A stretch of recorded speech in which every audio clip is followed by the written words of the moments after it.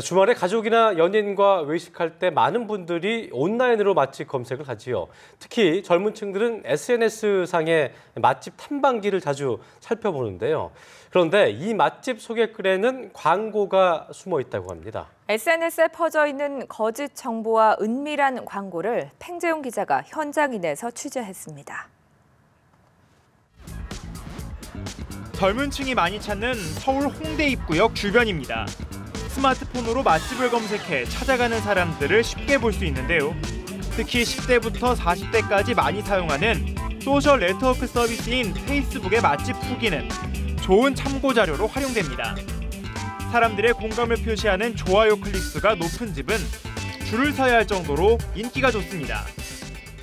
광고가 아니라 직접 자기 본인들이 갔을 때 어떤 점이 재밌었고 어떤 점이 더 맛있었고 이걸 리얼로 알 수 있잖아요. 그래서 그게 더 와닿아요.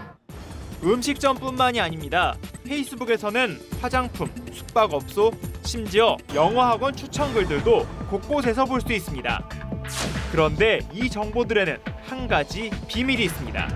바로 광고가 숨어 있는 건데요.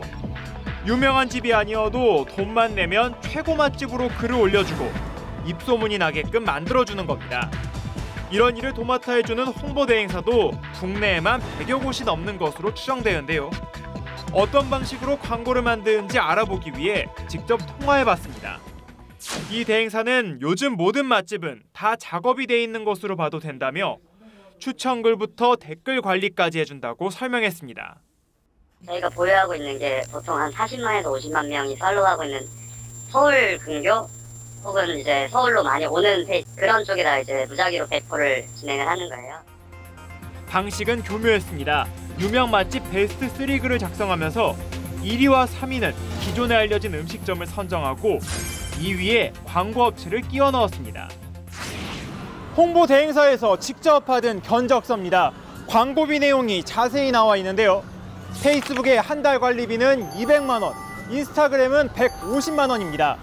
SNS에 한 번 글을 올릴 때마다 30에서 35만 원을 받았습니다. 시민들은 이 같은 사실을 알고 있을까요? 대부분 황당하다는 반응을 보였습니다. 일반 사람들이 보기엔 많이 헷갈리죠.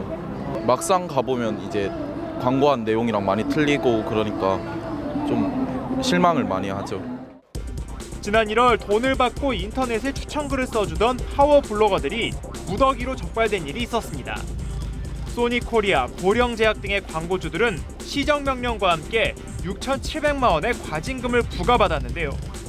페이스북 광고의 경우는 어떨지 공정거래위원회에 찾아가 문의해봤습니다. 정부 관계자 역시 불법 광고의 실태에 놀라며 우려를 보였는데요. 허위 광고로 인해 소비자 피해가 발생할 수 있는 만큼 처벌 대상이 될 수 있다고 설명했습니다. 표시 광고의 공정화에 관한 법률 제3조에서 기만적인 광고 행위를 금지하고 있는데요. 이건 그 소비자의 구매 선택에 중요한 영향을 미칠 수 있는 사항을 은폐하거나 축소, 누락한 경우 이런 경우가 해당이 되거든요. 스마트폰이 일상이 된 요즘 SNS로 정보를 주고받는 것은 자연스러운 일입니다. 하지만 돈을 받고 없는 일을 꾸며서 유포하는 건 엄연한 불법임을 잊지 말아야겠습니다. 지금까지 현장인이었습니다.